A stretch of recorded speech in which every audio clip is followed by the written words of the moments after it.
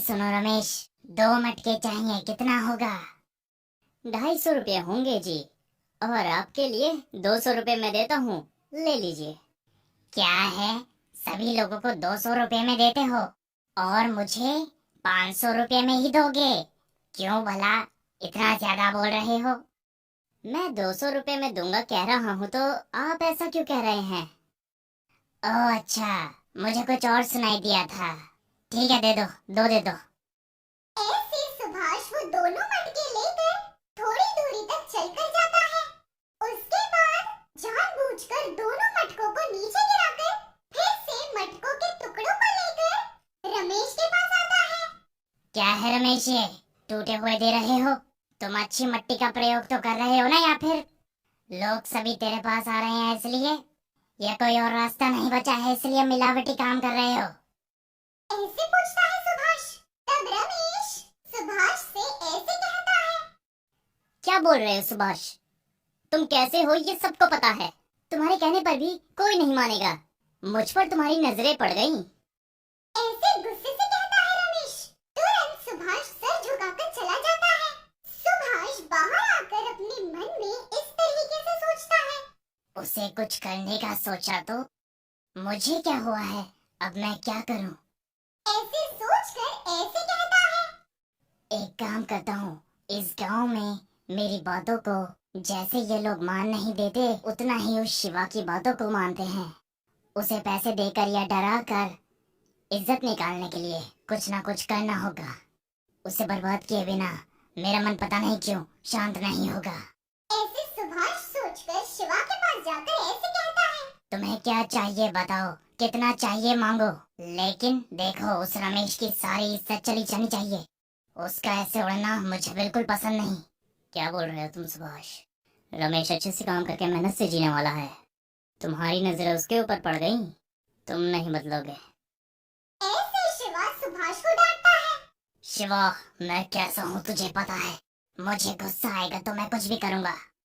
मैं जैसे कह रहा हूँ वैसे ही करो, नहीं तो बहुत आगे जाएगा तुम्हारी मर्जी। ऐसे शिवा को सुभाष डराता है। शिवा डर के मारे ठीक है कहकर रमेश के पास मटके खरीदने जाता है। कैसे हो रमेश? ऐसे शिवा रमेश से पूछता है। कितने दिनों बाद आए हो? शिवा जी आइए, क्या चाहिए? इतने समय बाद आए हैं आप, खाना खा कर ही जाइएगा। शिवा रमेश की अच्छाई को देखकर उससे छल करना पसंद न आकर डरता है। क्या हुआ शिवाजी, इतने उदास हैं? कुछ हुआ है क्या? ऐसा कुछ नहीं है रमेश, 2 मटके दे दो। ठीक है जी, ये लीजिए, ले लीजिए। कितना हुआ रमेश? अरे पैसे नहीं चाहिए जी। अरे ऐसे कैसे, मेहनत की कमाई है तुम्हारी। कितने भी पहचान वाले को हमारी मेहनत को ऐसे मुफ्त में नहीं दे सकते। ऐसे शिवा पैसे देकर थोड़ी दूरी पर चलता है। शिवा भी जानबूझकर नीचे गिराकर ऐसे कहता है। क्या है रमेश, ये कल सुभाष ने सच ही कहा था, तुम्हारे मटके ऐसे क्यों फूट गए? शिवा के ऐसे कहते ही सारे गांव भर में ये बात फैल जाती है। सभी लोग मानकर रमेश के पास मटका न खरीदने का फैसला करते हैं। शाम को रमेश और रमेश की पत्नी दोनों बैठे थे। रमेश इस तरह कहता है। ऐसा क्यों हो रहा है? अब तक तो ऐसा कभी नहीं हुआ। ऐसे रमेश उदास हो रहा था। तब रमेश की पत्नी उससे ऐसे कहती है। उदास मत हो, हम कुछ न कुछ करके फिर से गांव में अच्छा नाम कमाएंगे। मेहनत करना हमारे लिए नया तो नहीं ना। ऐसे उसकी पत्नी कहती है। रमेश की माँ ऐसे कहती है। अरे रमेश, घबरा मत रे, हमें कोई ना कोई रास्ता मिलेगा। ऐसे बोलकर माँ मंदिर की तरफ निकल जाती है। मंदिर के पास उसे वहीं पर एक स्वामी जी पेड़ के नीचे बैठे नजर आते हैं। वो तुरंत स्वामी जी के पास जाकर ऐसे कहती है। स्वामी जी, हमारी तकलीफ दूर करने का कोई रास्ता दीजिए। ऐसे सारी बातें बताकर स्वामी जी से पूछती है।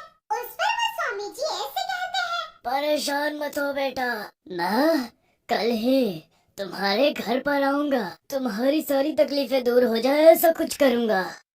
ऐसे स्वामी जी कहते हैं। वो सुनकर रमेश की माँ खुशी के मारे घर जाकर सारी बातें अपने बेटे रमेश से कहती है। शिवा उदासी से सुभाष के पास जाता है। उससे ऐसे कहता है। क्यों सुभाष, रमेश को छोड़ सकते हो ना, वो मेहनत से जीने वाला है, बिल्कुल दाग नहीं था। तुम्हारी वजह से आज उसका कितना नाम खराब हुआ। उसकी जिंदगी पर क्यों ऐसा दाग लगा दिया? किसी की ऊंचाई सहन नहीं कर पाते, रमेश अकेले को तो छोड़ सकते हो ना। नहीं शिवा, मैं नहीं झुकूंगा। हर किसी को कुछ ना कुछ होता है, मुझे सामने वाले की ऊंचाई बिल्कुल बर्दाश्त नहीं। अगर वो मुझसे आगे चला गया तो मैं मरने के लिए भी तैयार हूँ। तुम्हारे जैसे इंसान का मन नहीं बेहतर है। वो कितना उदास है ये देखने पर भी समझ नहीं आया। अभी जाकर रमेश को और गांव वालों को सबको सच बताता हूँ, चाहे मुझे कुछ भी हो जाए। शिवा सुभाष से ऐसे कहते ही सुभाष शिवा को एक जगह छुपा देता है। उसी दिन रात को सुभाष रमेश के घर जाकर सारी वस्तु तोड़ देता है। उसे रमेश और उसकी पत्नी दोनों देखते हैं। वो बात वे लोग गाँव में किसी से भी कह ले नहीं मानेंगे, इसलिए बोले बिना ही चुपचाप बैठे रहते हैं दोनों। उतने में सुबह होती है। क्या है रमेश, उदास बैठे हो? ऐसे स्वामी जी रमेश को पूछते हैं। कुछ नहीं स्वामी जी, सुभाष के बारे में तो पता ही है ना। वो गांव में मेरी सारी इज्जत निकाल कर रात में आकर मेरी सारी वस्तुओं को खराब कर दिया। ये बात अगर गांव वालों से कहूँ तो कोई विश्वास नहीं करेगा। उदास मत हो रमेश, अच्छे लोगों के साथ हमेशा ही अच्छा होता है। वैसे उसने कुछ बचाया भी है क्या? ऐसे स्वामी जी पूछते हैं। रमेश अपने मटके को बनाने के लिए उपयोग पड़ने वाले चक्र पर एक लकड़ी रहती है वो दिखाता है। ठीक है रमेश, तुम बिल्कुल भी उदास मत हो। तुम लोग अंदर जाकर एकदम आराम से रहो। ठीक 10 मिनट के बाद बाहर आकर देख लेना। स्वामी के ऐसे कहते ही रमेश ठीक है कहकर पत्नी को लेकर अंदर जाता है। 10 मिनट के बाद दोनों बाहर आकर देखते हैं। ऐसे दोनों बाहर आकर देखते ही मटका बनाने के लिए मिट्टी, सोने का पहिया वहाँ तैयार थे। रमेश आश्चर्य होकर मटका बनाने के लिए मिट्टी को ले जाकर पहिए के ऊपर रखता है। तुरंत मिट्टी मटके में बदल जाती है। वो देखकर रमेश चौंक जाता है। खुशी से उस मटके को अपनी पत्नी के हाथ में दे रहा था तब वो गिर जाता है, लेकिन वो मटका नहीं टूटता। वे दोनों बहुत खुशी से मटके को तैयार कर रहे थे।